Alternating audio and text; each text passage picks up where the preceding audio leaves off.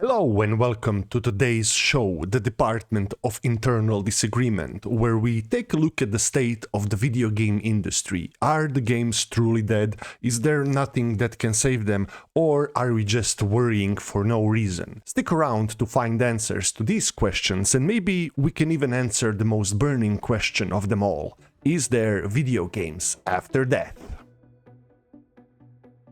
Today with me are the four me's: Mr. No Hope Maki, Macintosh 9001, Lo-Fi Maki, and Professor Mackington. So, Professor, let's start with you. What do you think that is today's state of game industry? Yes, the video game industry certainly has its challenges and things that are not quite as they should be, but there is definitely things to be celebrated, and I believe that the video games industry is just fine. Nonsense! How can it be fine with all of these greedy corporation, NFTs, microtransactions, and bunch of layoffs happening while greedy CEOs fill their pockets with dough? Bit of rude for you to just interject like that, but Professor, what do you say to his claims? As I said, we are seeing a change, not a decline. It is a so-called metamorphosis of the video games. You can see that some of the new developers are pushing new ideas or just harkening back to the games of 10, 20 years ago and things that did them fantastic. Precisely that, my dear Professor. Games used to be magic. These days, they are more of a marketing thing, but that's why it's a good thing that we are seeing this resurgence and jumping front of these small developers that are going to bring the magic back to gaming like it was, say, 20 years ago, even 30 years ago. The old pixelated age of video gaming. These are some fair points from the Professor and Mr. Macintosh. How do you reply to these, Mr. No Hope? Well, there is much more to what I've been saying. So there is like just a whole innovation drought happening around the whole industry. And of course, the broken launches. Do you even know how many games launch in a broken to a horrible state? It's just horrible.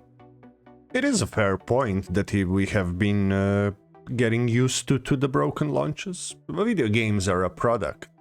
They are also art. And as that, I don't think it is unfair to ask that we receive our products as bug-free and not broken as much as we can. Absolutely, and the huge part of that is the CEOs and their quarterly profits and pleasing the shareholders. The thing is that actual game developers, the people who make games, don't make those choices and they pay the ultimate price. That is what I've been saying this whole goddamn time. Yes, my dear Mr. Negative, but you cannot just focus on that part of the whole industry. There is hope, I'm telling you. It's gonna get better, I hope. But what about you, Mr. Lo-Fi? You have been quite silent this whole discussion. Well, I just think that games don't need to be perfect. They just need to mean something to people and make us feel something. I love games. Well said, young lad, well said. Games need to make us feel something. And for that, they don't need to be soulless cash grabs, but what they truly are, a beautiful piece of art. May I drop a anecdote from my life? Of course, Professor, please do tell us. So once my friend asked me, why do you replay a game after you finished? Or why do you watch a TV show after you finished all 4, 5, 6 seasons? And it got me thinking. So he was a very music-oriented person. He felt the music and he would listen to the same songs all the time.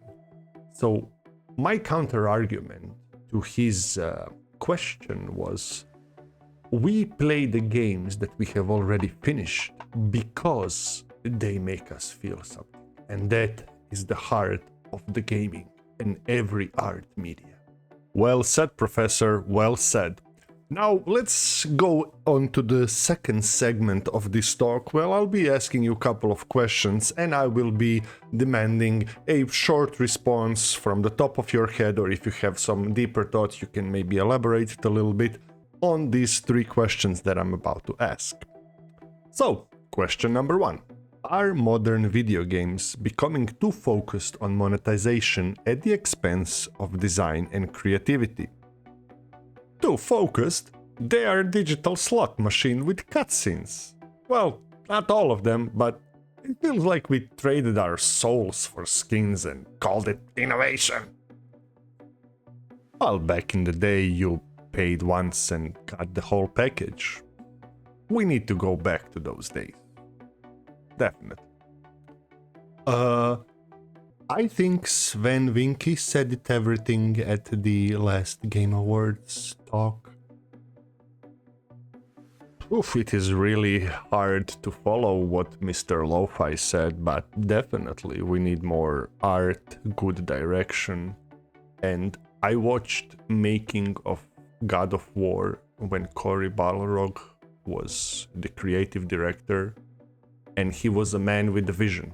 And when you have the vision and everybody that follows it, the game will come true.